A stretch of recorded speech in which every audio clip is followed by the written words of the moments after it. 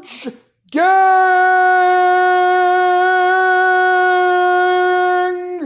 Let's rumble! Alright, so we're talking about the Dragon Ball Z second television special. The second Dragon Ball Z television special, titled Defiance in the Face of Despair. The remaining Super Warriors, Gohan and Trunks.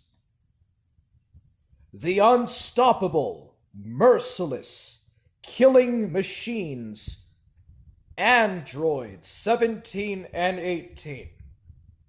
Known in the West as the history of Trunks, or sometimes referred to as the Trunks Special. This is a very unique and very interesting television special.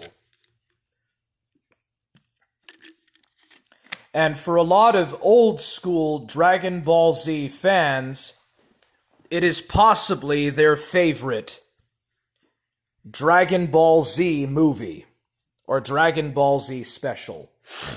This is a favorite for a lot of fans. For a lot of fans, this special is very popular. It has a very cold and very dark story to it, because there is no happy ending.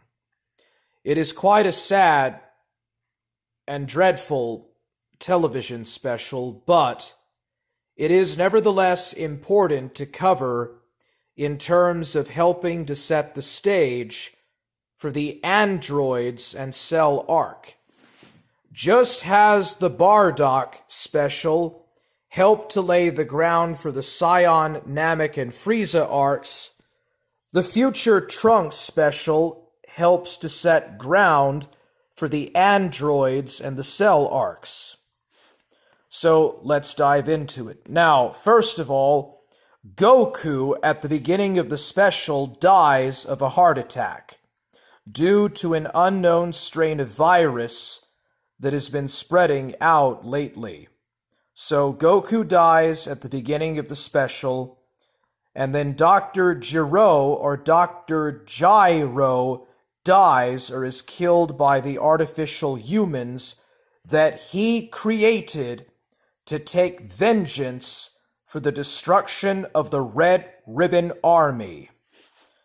17 and 18 then attack South Island and kill all of the inhabitants mercilessly. They're all killed.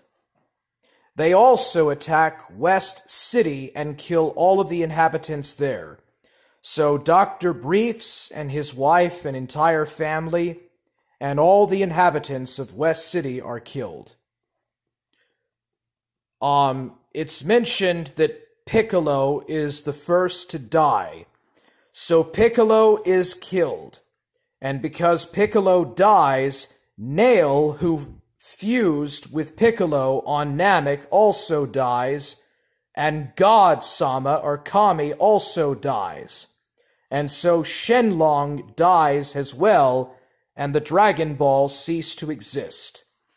And no, there is no knowledge of how to go to New Namek either. There is virtually no way or no knowledge of how to go to planet New Namek. Prince Vegeta is the next to die, and it appears that he dies in a fighting scene in a giant city. So during the fight between artificial human 17 and Prince Vegeta, a bunch of people inside of a city are wiped out and killed, and then 17 kills Vegeta by impaling and slicing him to pieces into bloody bits. So Vegeta is dead. He also, and yes, Vegeta can also transform into a Super Saiyan, but he is no match for 17 or 18. Kululin is the next to die, followed by Ten Shenhan, Yamcha, and Chaozu. And Korin and Mr. Popo also are killed. Korin gives his last Senzu bean to Yajirobe So when Yajirobe is injured by the androids and is left for dead, he takes the Senzu bean and recovers. So Yajirobe stays alive. And he's alive in the Goku Black arc. So anyways, all the Z fighters die, and then pretty much all of the major urban or city areas on the entire Earth are wiped out. Over 1/2 of all of the human race is killed off by the androids.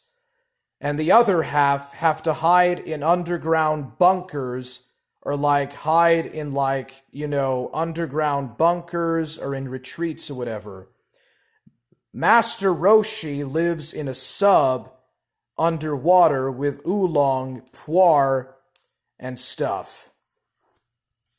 And Chi-Chi and the Goi Mao, or the Ox King, they live somewhere underground or in the caves. So a pretty good proportion of humanity hides underground, and all the cities are abandoned, and it's pretty dirty, And there's a scene where 17 and 18 are at a circus, and they're shooting ki blasts out of their hands, and they're killing a bunch of people and blowing up stuff.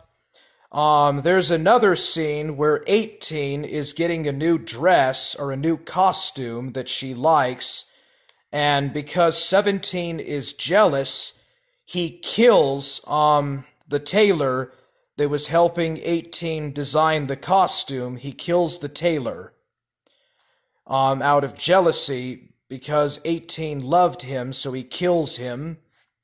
And there's a few other such scenes that are actually pretty sad and tragic, like at a circus and elsewhere.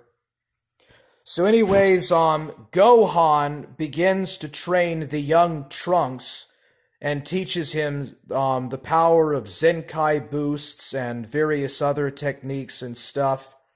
And then they get into a fight with the androids and stuff. And basically,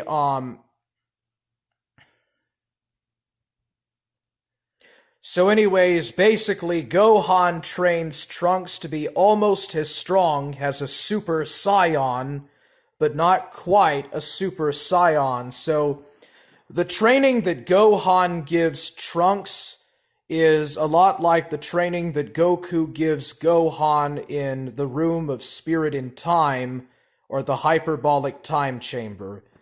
You know how in the Hyperbolic Time Chamber Goku was training Gohan? It's a lot the same. So anyways, Gohan and Trunks, they end up in this fairgrounds, and they fight 17 and 18, and Gohan loses one of his arms, and he has to have one of his arms amputated. It's pretty bad. And so for a few months after that, or actually I think for about a year, Gohan is really training Trunks hard, and Trunks almost becomes a Super Saiyan. He even gets the Super Saiyan aura, but then 17 and 18 are attacking another city, and they kill a child, or Gohan helps to save a child. So Gohan knocks Trunks out, and he fights the androids at full power. He does everything he can at the fullest power of Super Saiyan, but he is just no match.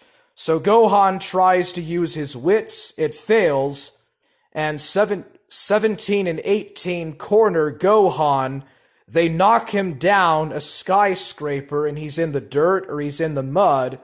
It starts to rain, and they fire countless ki blasts, and basically they kill Gohan. So Trunks gets up and he finds Gohan's dead body, and he starts to break out and cry, and goes into tremendous rage. And out of that rage, he goes into a Zenkai boost and transforms for the first time successfully into a Super Saiyan, right over the body of his sensei, Gohan. and that is the death of Gohan, a very tragic and very horrendous death. A very savage and brutal death at the hands of the artificial humans. 3 years pass, and Bulma is building a time capsule. Trunks, who has now mastered Super Saiyan and has a sword, tries to fight the androids and is almost killed. And then, after he recovers, he takes the medicine which has been successfully created, an antidote for the heart virus that Goku suffers, and he goes into the newly invented time capsule that Bulma has designed, and at last, future Trunks successfully travels back into the past. He travels back in time. And that is the end of the television special. And with the end credits, we see Trunks fighting the King Cold Elite Guards, as well as Mecha Frieza and King Cold. We see Goku and Vegeta fighting Android 19. And we see Piccolo fighting against Android 20. And we see 17 and 18 getting activated. And so that is the end of the Future Trunks special. Defiance in the face of despair. The remaining Super Warriors, Gohan and Trunks. And so the stage for the androids and the Cell arc is set. So Ghost of Niccolo says, "Let's go!" Apple Cake Pizza says, "Let's go!" Alright, so 3-4 has the question, does the sub ever come up for air? You mean like on television? No, it's only the Funimation dub. I'm not for sure the last time on Toonami that the History of Trunks special aired, but no, the sub never comes up on television. Jiren says, "Let's go! Forge gang, nigga! Let's do this! Let's go! What's up, Jiren? What's up, buddy? Forge gang, little shimmy time, let's go!" God bless you, Warhammer. Thank you, Jiren, sir. Thank you so much. Alright.